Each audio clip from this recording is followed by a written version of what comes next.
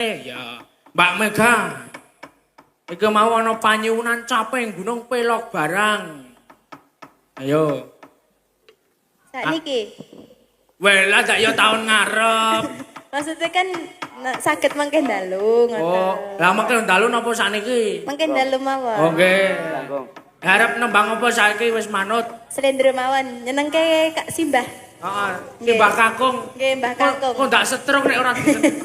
Nggih pun ngawat-awati kula niku. Ah, nggih. Nggih. Monggo napa sak-sake ora ana pamundutan iki. Rengu mawon. Rengu? Nggih. Tak kira tengu krungu. Oh, tengu ki kewan, iki rengu. Oh iya, ya rengu. Monggo. Sejak ikatan rengu enten apa niku dene sampun dangu dikokok ngaten sakniki pun benten napa pancen sampun besen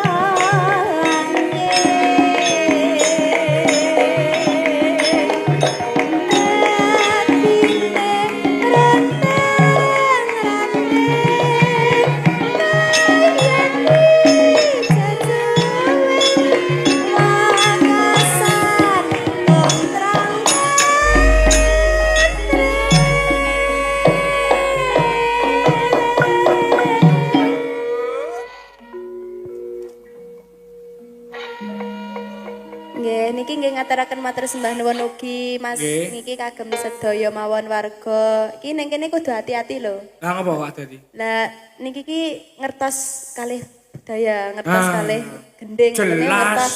Ket wau ki mun diguya-guyu ngoten iki kalau nek salah. Ayo. Ara nek salah ki kudu guyu meneh ketok salah. Ngono ya. Kok salah ku ya terbae. Pokoke angger nabuh kleru wis ora ono sing ngerti, padahal ono. Mesti kan nggih nembe sami-sami sinau. Nggih, wis pun wis dimaklumi. Nggih. Kanca-kanca ki isih kadang isih sok apa akeh lupute ya ta. Sok pediat. Muga-muga kabeh salah di ngapura karo Gusti Allah ya. Ora ya di ngapura kaya warga masyarakat Blawong.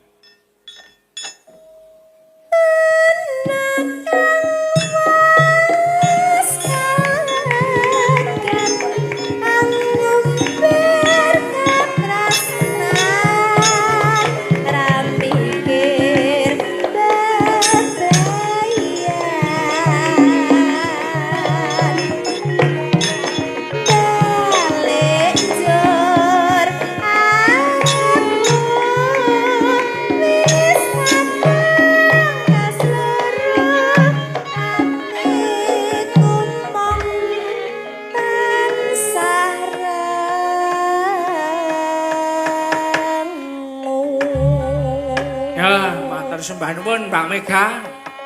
Yo, lerek langsungan gong langsungan. Tune selang wis nyampak terus.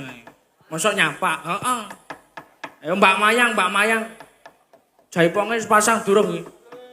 Oh, urung. Kowe kon nabuhi go jaipong ngono kowe. Ayo. Aja sia-sia. Ora. Sekarang yo kabeh do igo.